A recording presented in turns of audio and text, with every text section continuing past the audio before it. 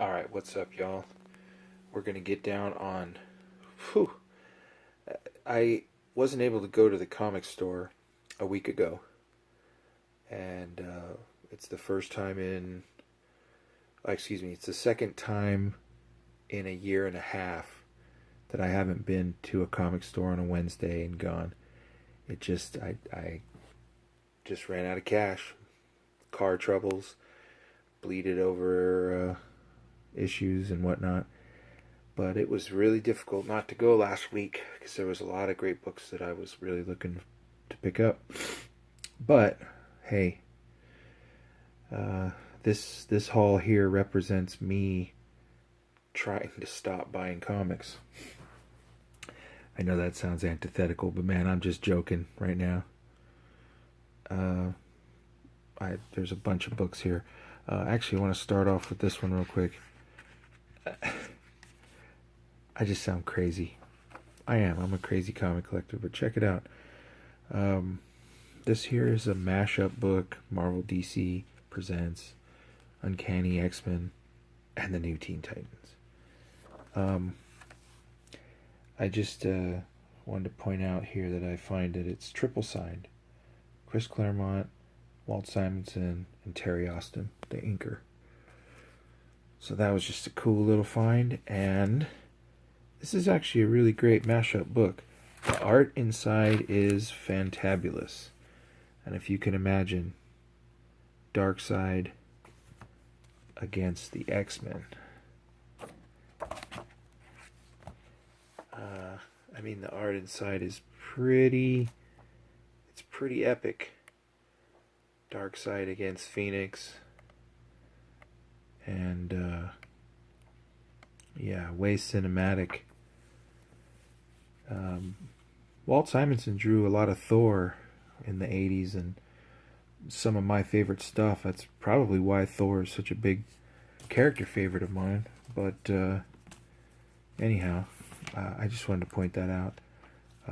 Primarily because it was triple signed, I find out. Right on. Okay. Let's start with Marvel. I've been keeping up with Astonishing X-Men. Okay, the covers, as far as I'm concerned, on these variants have been some of the coolest.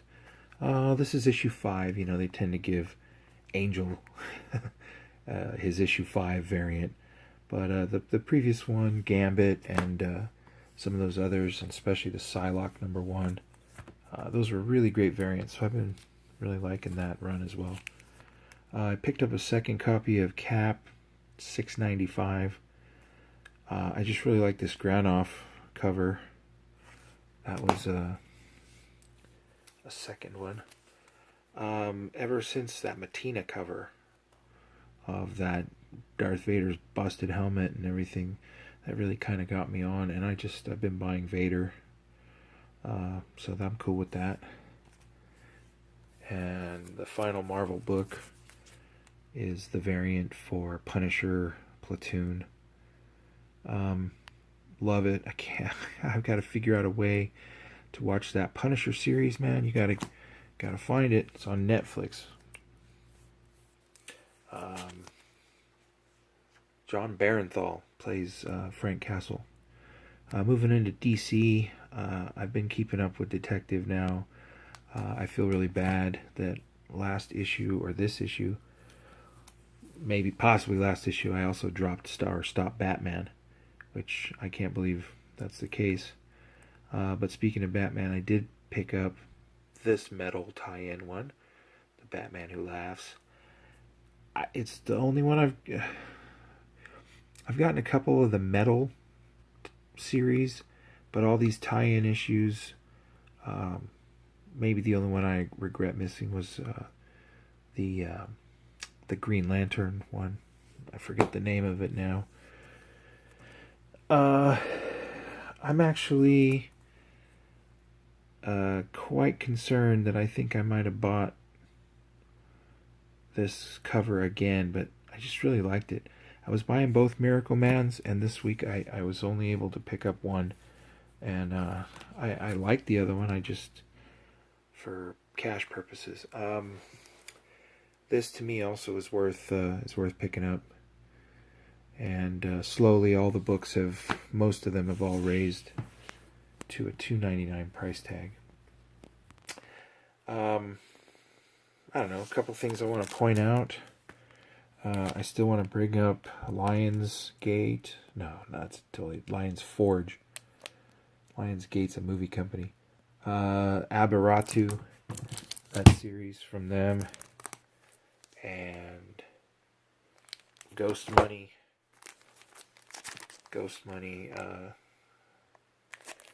Just an interesting series.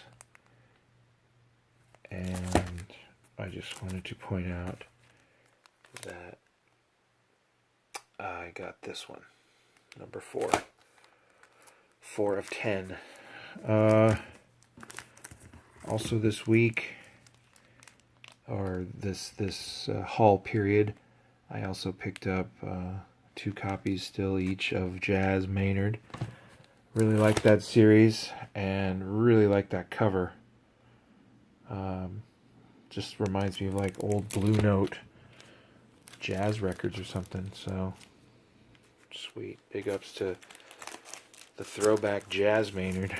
Moving on, I don't know, I kind of wanted to start with that because I've just really been liking it.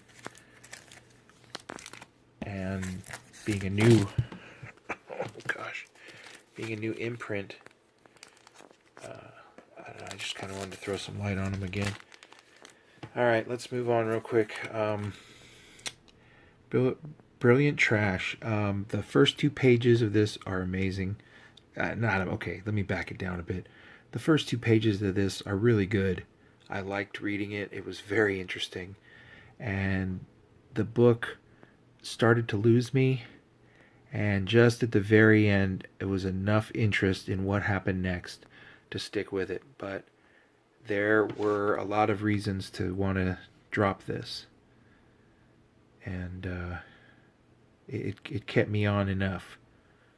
The art wasn't that great, the writing wasn't amazing, but the story and everything was kind of interesting in a superhero-y way.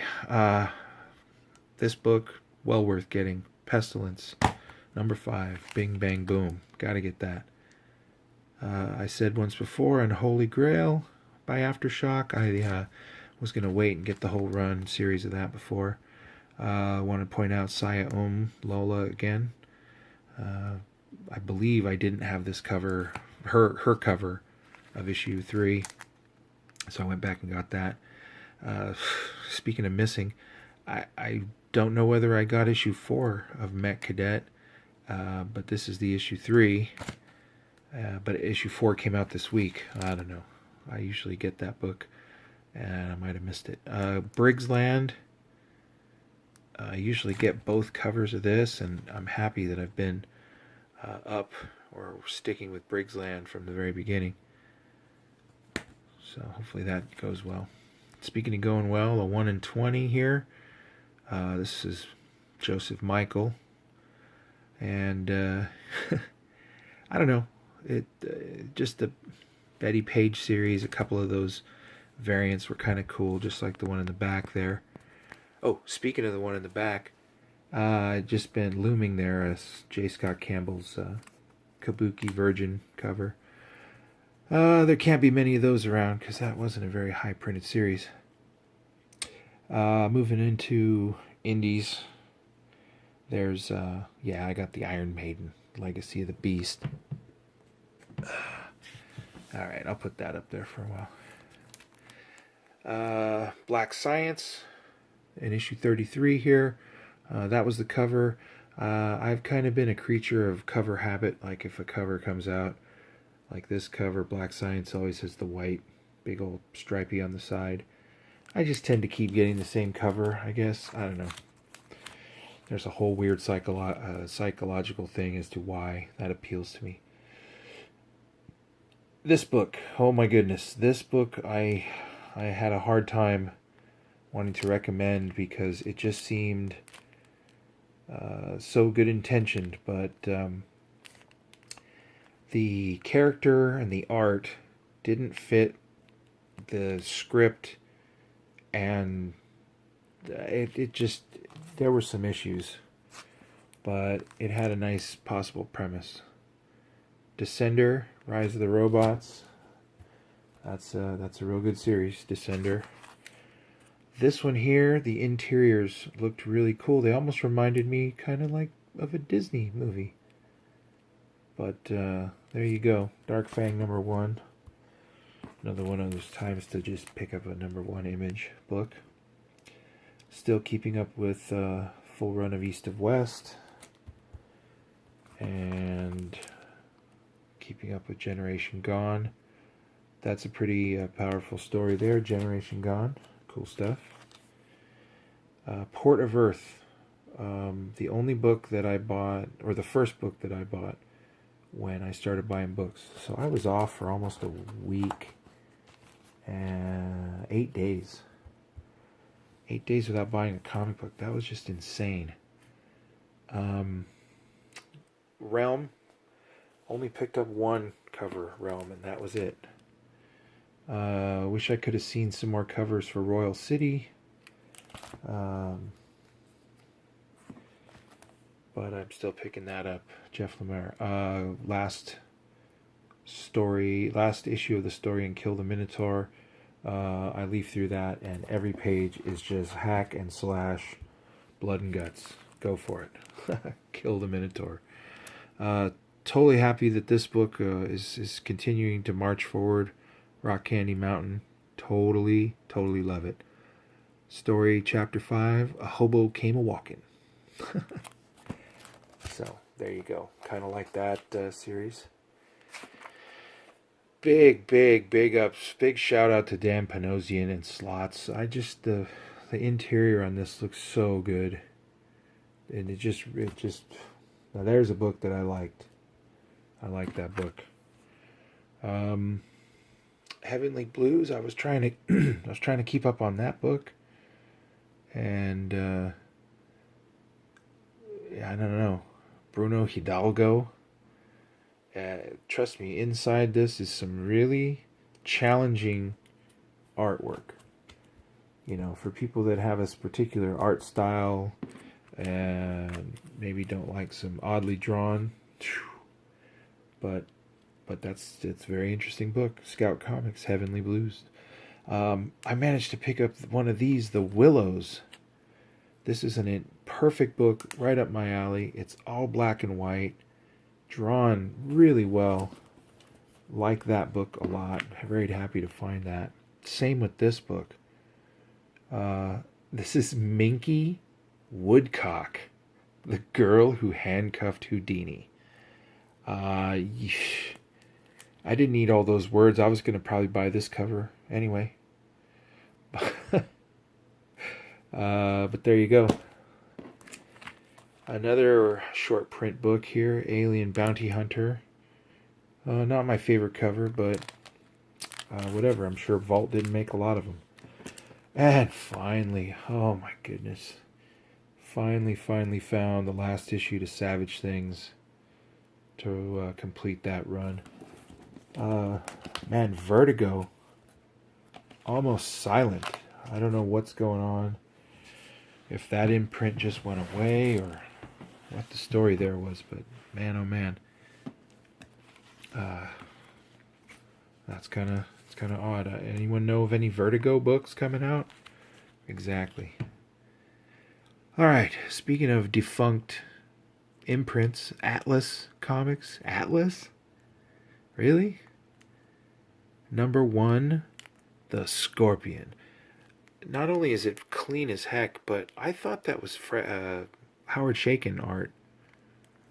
And so I saw that. It was a 50-cent pickup. Escapist, this Brian K. Vaughan. I don't know I think it was a 6 issue. It might have been a few more. I'm really sketchy on what covers there were and all. But I managed to get 3 and 5. It's a Paul Pope cover. The Escapist from Dark Horse. Brian K. Vaughan. You know, I mean, why the Last Man? I found another one of these, the Middleton Aquaman 28s. Come on. Couldn't believe it. I found another one and I just went, yep. Justice Society of America #1. Big round table cover picture. Jeff Johns. I think that was 50 cents. Maybe there was a reason. I don't know. Doom Patrol, is that like a PETA? What the hell is that? I don't know. Gerard Way and the Young Animal #1s. Speaking of throwbacks, actually I got both issues. I managed to find both issues. I don't think there are any more. Scorpio Rose from Eclipse Comics. And a lot of magic. It's a cool cover. There's only 2 issues. Interior's pretty solid, fun stuff. Here's another wacky one that's just really cool to find from time to time. Reed Fleming. He's your average everyday milkman. I just love that they're trying to hang him. Another wacky pickup here. Eclipse Comics, Saber #1. Trust me, I mean the inside of this is really cool. And the cover price there was $1 back in the day. Just managed to find another first print of Paper Girls #1. Cheap, so I picked it up. Speaking of a cheap alternative, managed to find Image First #1 of Saga. Thought that might be cool to pick up. Alright, now we're moving into this here. The only reason I bought these, I went through this guy's stock and he was having a 50% off back issues. And so, only unless it was absolutely cleaner than clean did I pick it up. But Doctor Strange 56, that cover's amazing. Not so amazing covers, but still.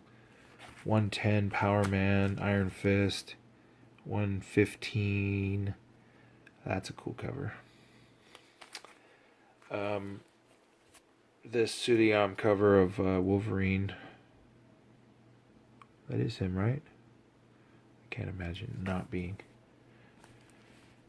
Speaking of, more Middleton covers. Josh Middleton, back in the end run of X-Men Unlimited, there's this one. That's just sweet. And then in that same run in the back, there was this issue. That's Estes. Yep. That was cool. And then this is all, the rest is like mid-Marvel stuff. So Cap, Falcon, great cover, really sweet condition. Generally no spine ticks, generally pretty strong. I didn't believe I had this copy of Eternals, and if I do, I'm stoked because I got another one right on. Jack Kirby, that was issue 17, the Eternals. Any Iron Man under 100 I try to pick up if it's really, really amazingly good shape. And, some of the stories weren't that great in some of the issues, but whatever. Just because Moon Knight is one thing that I always tend to look for. Yes, I'm looking for a werewolf run, in fact, that's a good lead in in a few seconds for the books, but just some Sienkiewicz covers of Moon Knight 30 and 31. Oh, the Punisher 19. This completes a run in the first series of Punisher. I have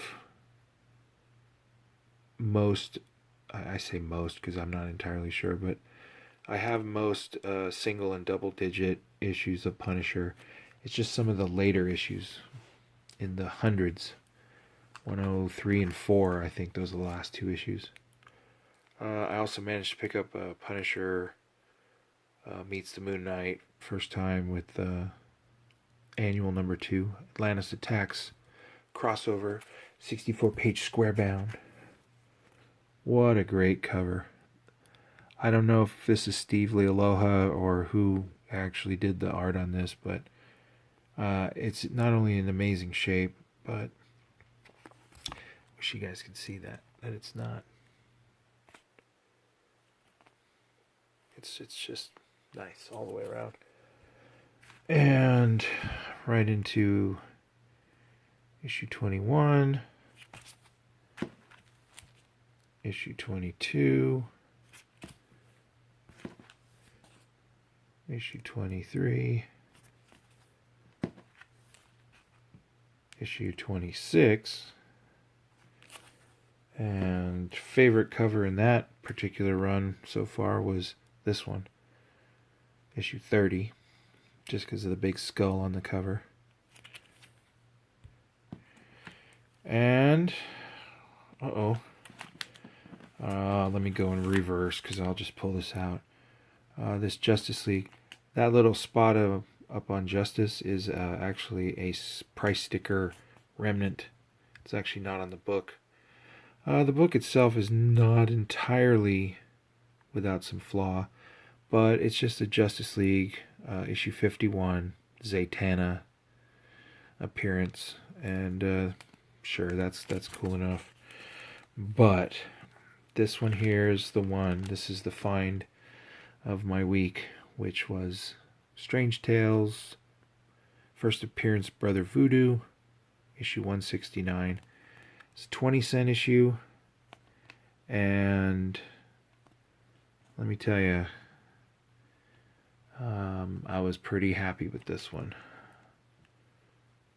You know, no dog-eared corners, maybe a little blunty, a little bit, but bright, not a lot of creasing, no nicks. Very happy with the Brother Voodoo. I have quite a lot of the end of the run Strange Tales. I am realizing now that I am missing the last few issues of this Strange Tales Brother Voodoo run. I think 173, 74, 75, something like that.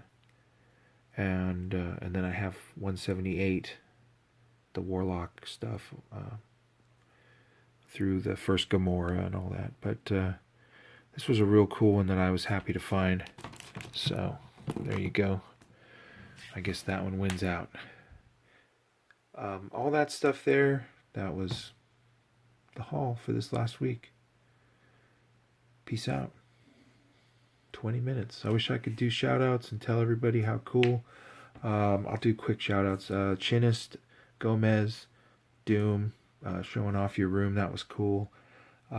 Timothy, Canadian Comic Hunter, dude, KKM, KKN, KHKN, I don't know, all you guys. Everybody, man. Everybody who is in the community right now, watching vids and being cool. Have a great holiday, man. This is Pope Service out.